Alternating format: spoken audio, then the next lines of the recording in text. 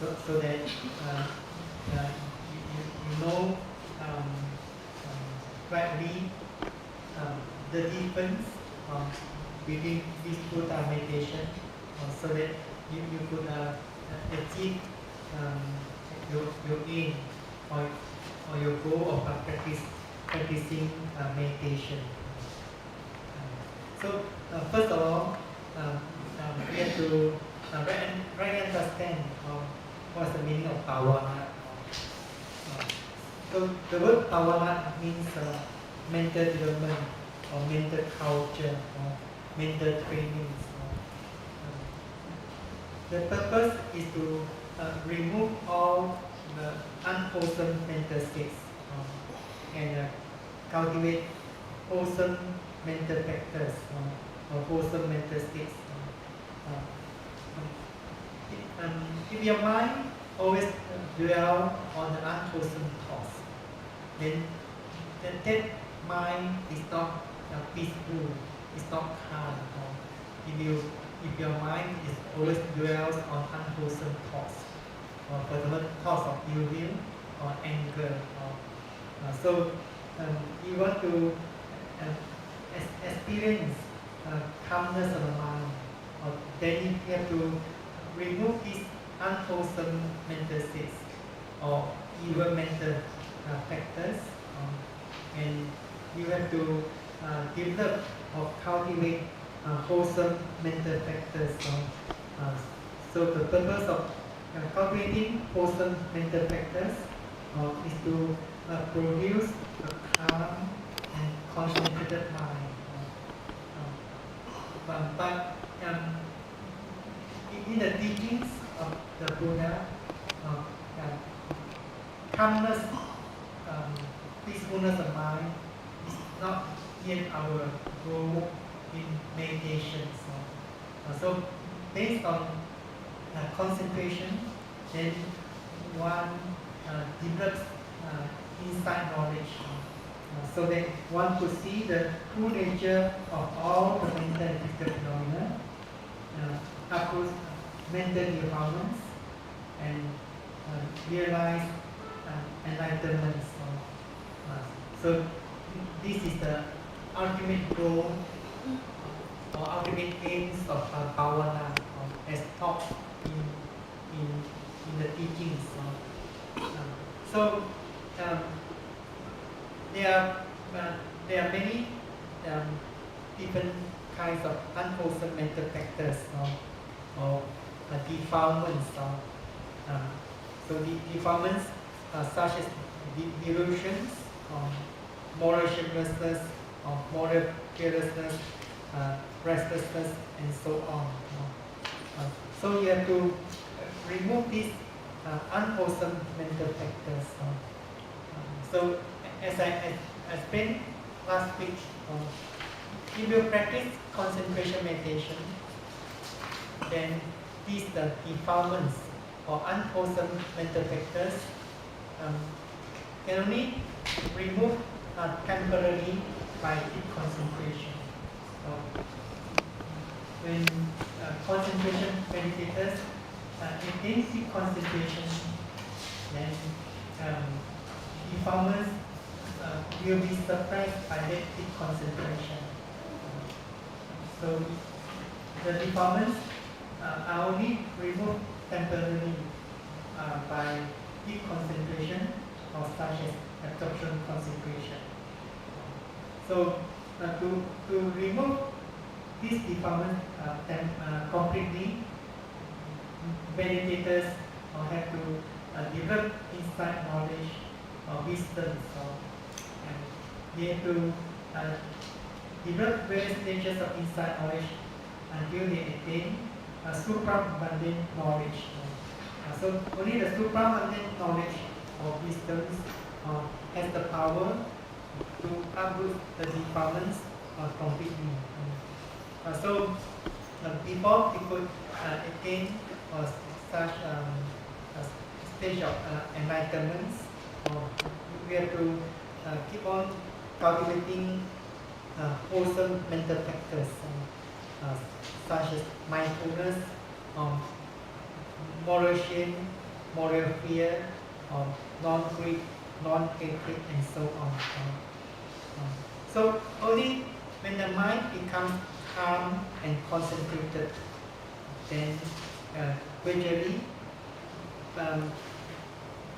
when meditators, when meditators switch over to vipassana meditation, based on that concentrated mind, then gradually meditators may attain some stages of insight knowledge based on that deep concentration.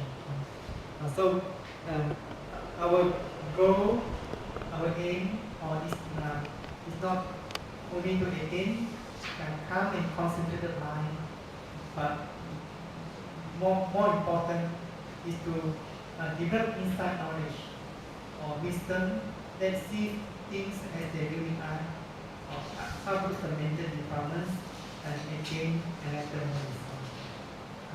So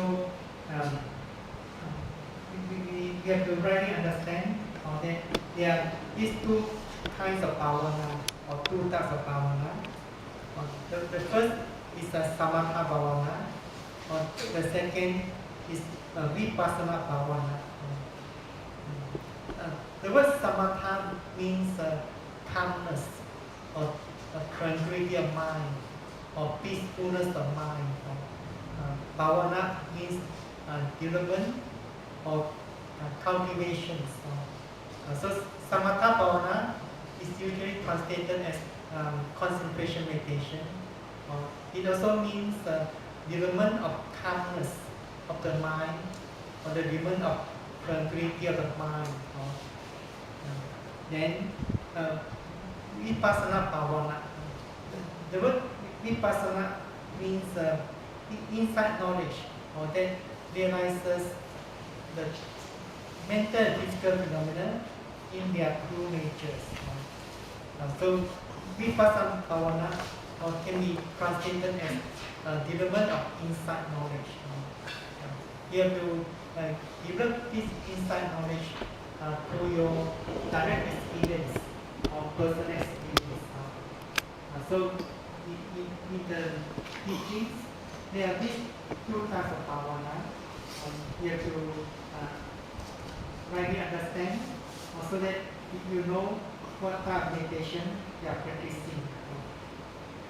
But first, we shall explain the difference between these two types of meditation in terms of purpose.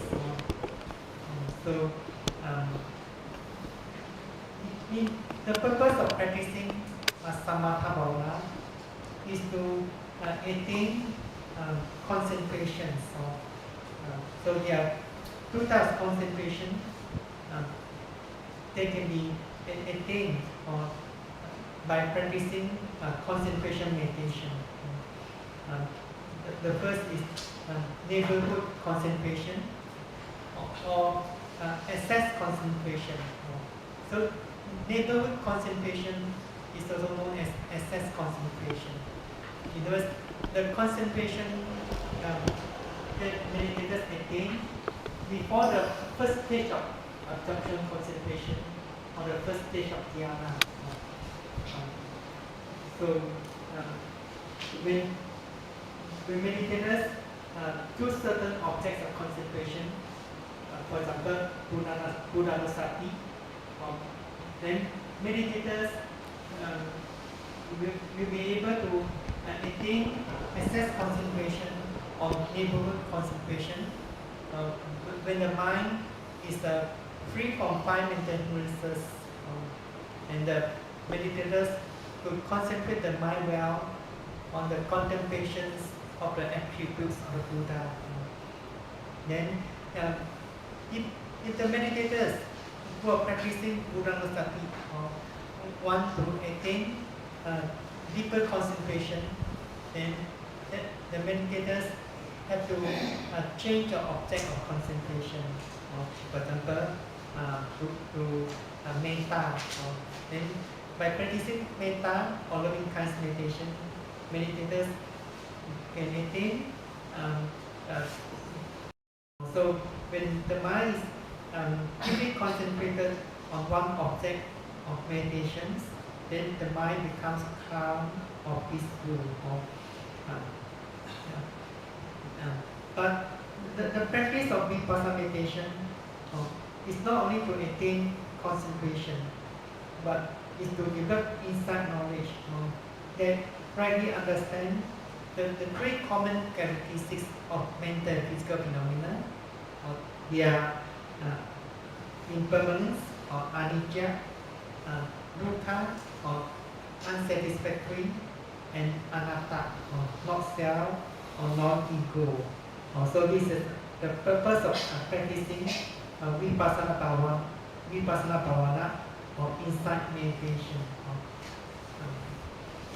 So since the difference is different, so the way of practicing or the method of practice is also different.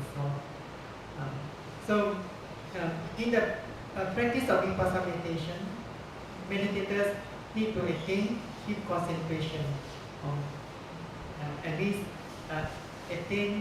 meditators have to attain vipassana samadhi, momentary concentration. Only when vipassana meditators attain khanika samadhi or momentary concentrations, then meditators will gain some experience of insight knowledge. So in vipassana meditation, meditators have to attain at least momentary concentration of khanika samadhi, so that the meditators could make progress in various stages of insight knowledge or gain some experience in insight meditations. So to attain deep concentration, samatha meditators only concentrate the mind on one object. It's because samatha meditators want to attain deep concentration. So that's the reason that samatha meditators concentrate the mind on one object only. In the Visuddhimagga, it describes about 40 objects of samatha meditation. You can see from the diagram, there are these 40 objects of samatha meditation. Some of you may have practiced some of these objects of samatha bhavana. The most common one is the metta. So this 40 objects consists of 10 kinds of kasina, then 10 kinds of unattractive objects. In other words, one takes the various stages of decomposed corpse as an object. Then there are these 10 recollections. Among the 10 recollections, you may have practiced some of them. They are Buddha-Nusati, recollections of the attributes of the Buddha, Dhamma-Nusati, recollections of the attributes of Dhamma, and Sangha-Nusati, recollections of the attributes of Sangha. Then there are these 4 sublime states, as you know, metta, loving kindness, karuna, compassion, mudita, sympathetic joy, and upekkha, equanimity. Then the 40 objects also includes the 4 immaterial states, 1 perceptions and 1 analysis. So if meditators interested to practice concentration meditation, then they have choose one of the 40 objects.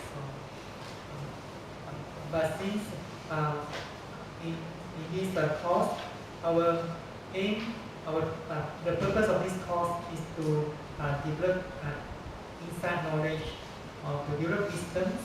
So I shall not go into details into this concentration meditation. Um, in the teachings, the practice of vipassana bhavana is more important than the practice of samatha bhavana. Is because by practicing samatha bhavana, you could not gain any realizations, you could not gain any wisdoms.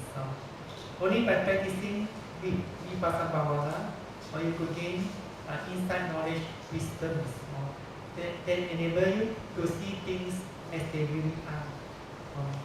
And vipassana bhavana is only found in the teachings, in the Buddha Sasana.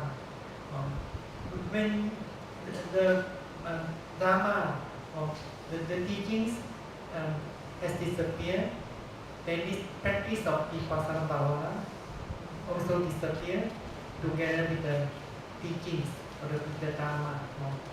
But samatha bhavana or concentration meditation is also practiced in other teachings. So you can still find the way of developing concentration or calmness of mind. But when Dharma has disappeared, you cannot find the way or the practice of insight knowledge or development of insight knowledge or that enable you to realize the truth and attain enlightenment and liberations. So the practice of vipassana bhavana is more important than samatha bhavana in the teachings. But we can practice samatha bhavana as a support to vipassana bhavana. If meditators have a time or have times have a time to practice meditation intensively, for example, for half a year or 1 year, or then they may start the retreats, for example, by practicing concentration meditation for about 2 weeks or about 1 month.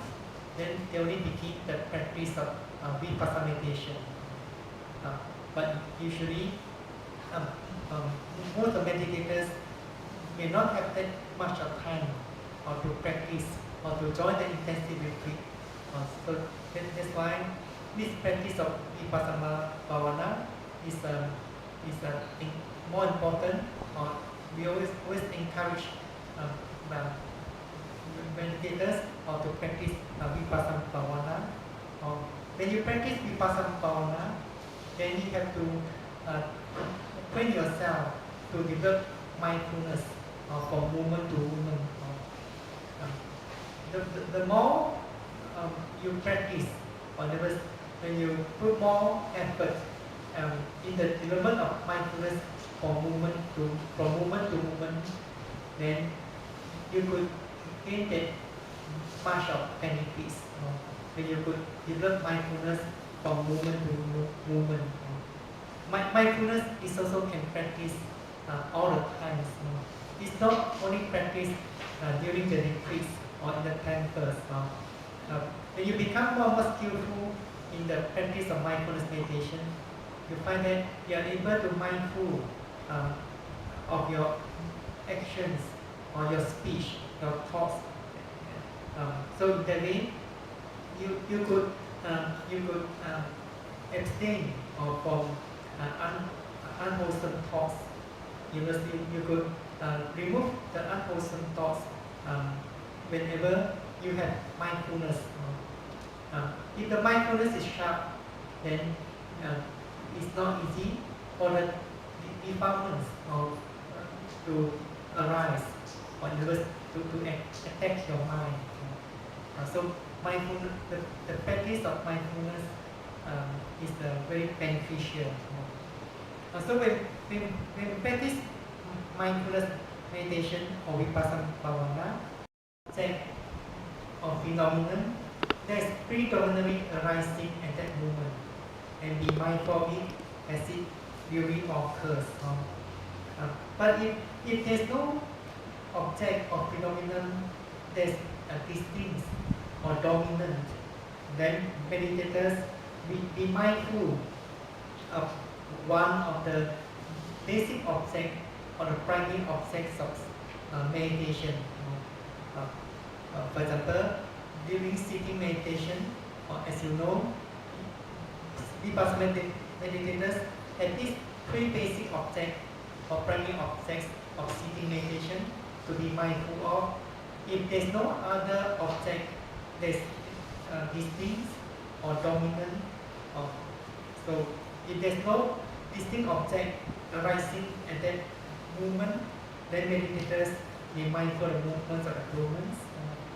If the movements of abdomen is not clearly perceived, then meditators may mindful of the alternate, that is the sitting postures and the touching points. So when meditators are mindful of any of these primary objects or basic object of sitting meditation, when there's more distinct object arising, then meditators should be mindful of the other more distinct object as it really occurs. So in Vipassana meditation, Vipassana meditators do not have a single object meditation, or whatever object is predominantly arising at that moment, is the object of meditation. Then, as you know, every object of Vipassana meditation is not permanent, it's not everlasting. It is subject to arising and instant passing away. When your mindfulness becomes stronger and stronger, you may perceive that or experience that every object is arising and passing away instantly. So in this meditation, Vipassana meditation or Vipassana Bhavana, mindful of mind and the mental state is the first important factor to make progress. So whenever the mind wanders away from any objects of meditation, Vipassana meditation, for example, when you're mindful of movement of domens, then the mind wanders away from the movement of domens, the mind starts to think of something, then you should be mindful of that thinking and not thinking, until the thinking has disappeared. Then you come back to your movement of abdomens.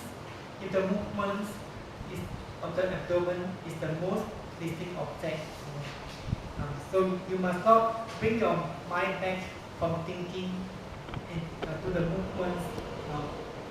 You bring your mind back from thinking to the movements of the abdomens, then this is not the right way or the correct way of practicing Vipassana meditation. This becomes the way of samatha meditation. So it is important that Vipassana meditators must bear in mind that mindful of mind is very important. Is the first important factors to make progress. So during practice, you may experience pain, numbness. So samatha meditators do not have to pay attention to the pain or the numbness. But as Vipassana meditators, if the pain or numbness becomes stronger, more distinct than your primary object, then you have to be mindful of pain or the numbness. And no need, for example, pain, or numb. So when the painful sensation or the numbness has disappeared, then if there's no other distinct object, then meditators may go back to the primary object again. For example, be mindful of movements of abdomens as usual, or be mindful of sitting and touching. If the movements of abdomen is not clearly perceived. It's important that whenever meditators practicing Vipassana meditation, they should practice in in accordance with the method of vipassana meditation. So when you practice samatha meditation, then you practice in accordance with the method of samatha meditation. So since the method is different, the result is also different. So when samatha meditators could concentrate the mind well on the object of concentration, then gradually the mind is free from 5 mental hindrances. Then samatha meditators experience of calmness, peacefulness, or tranquility. But samatha meditators cannot realize the mental and physical phenomena in their true natures. Samatha meditators should not be contented with calmness and peacefulness of mind. Based on that calmness, peacefulness of mind, then samatha meditators they switch over to the practice of vipassana meditation. In other words, based on that deep concentration, meditators may begin to mindful of all the mental state and physical process as they really are. When mindfulness becomes stronger and stronger, more attentive, energetic, precise, then vipassana meditators will begin to realize some experience or insight knowledge in the vipassana meditation. So the result of vipassana bhavana is insight knowledge that realizes the mental and physical phenomena in their true natures. Then when insight knowledge becomes more penetrative, in others, when meditators could attain the path knowledge, that path knowledge will uproot the mental defilements, then meditators become enlightened. So the result of vipassana meditation is insight knowledge, enlightenment, wisdoms, and liberations. But in the practice of vipassana bhavana, there are 2 ways to practice vipassana meditation. The first way is known as bare insight or Suddha Vipassana Ganika. The word Ganika means that weaker. So this bare insight meditation, or sometimes known as pure insight meditation. So in this way of practicing vipassana meditation, meditators do not have to practice samatha meditation. So right at the beginning, pure insight meditators mindful of all the mental states and physical processes as they really are. So they do not practice any form of concentration meditation. But there's another way to practice vipassana meditation, that's preceded by samatha bhavana. So in other words, the meditators takes the samatha as a vehicle to develop insight knowledge. So in this way, meditators have to attain at least access concentration or absorption concentration. Then based on that deep concentration, they begin to develop insight knowledge by being mindful of all the mental states and physical processes as they really are. So there are 2 ways to practice vipassana bhavana. The first way is known as bare insight or pure insight meditation. The second is insight of preceded by samatha bhavana or concentration meditation. So this is the difference between these 2 types of meditation. So now I shall explain briefly in Mandarin. To shape the mind is because the mind is so unwieldy and obstinate, but we may turn so frightened. And to free the mind is because there is in bondage all over. one may win freedom here and now. So to do all this, you need mindfulness. Mindfulness is the only way. So 所以佛的教诲是心法我们是刚说佛法是心法他的教导着重在了知心塑造心解放心了知心就是要让我们去正视自己的心心是那么贴近我们我们对它却一无所知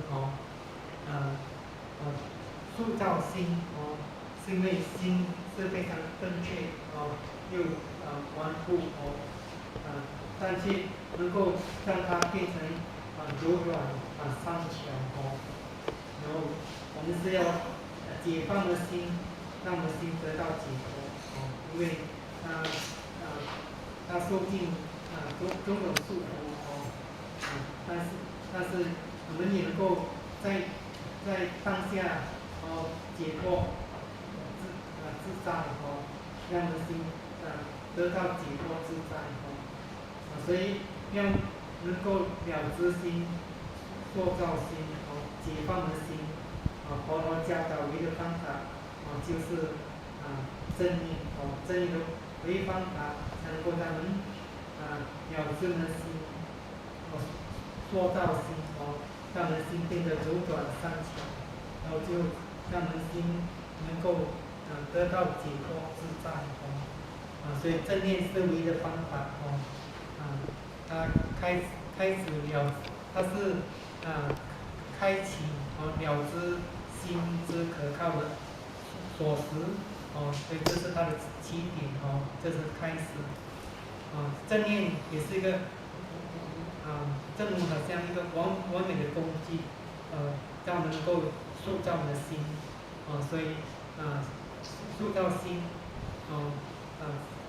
需要正念所以这是修行的中心点它焦点然后当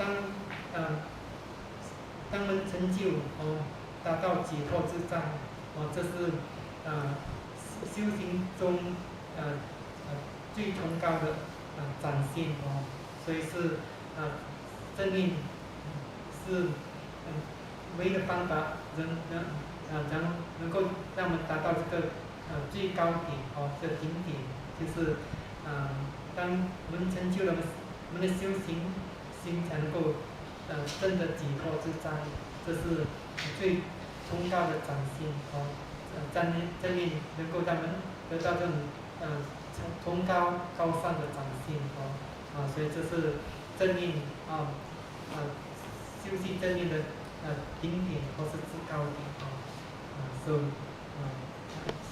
所以要能够达到这个目的我们必须付出足够的精进懈怠并不能够让我们依照这个方法走在这修行道路上如果一个人懈怠只有精进才能够战胜懈怠我们最后才能够成功so wish everyone everyone has this determination I shall be going now the path trodden by the Buddhas and the great holy disciples but an ignorant person cannot follow the path may my energy prevail may I succeed so effort is required all the time to be successful in the practice so I wish everyone is endowed with this effort and be mindful mindfulness all the time and realize the truth by yourself and attain liberation.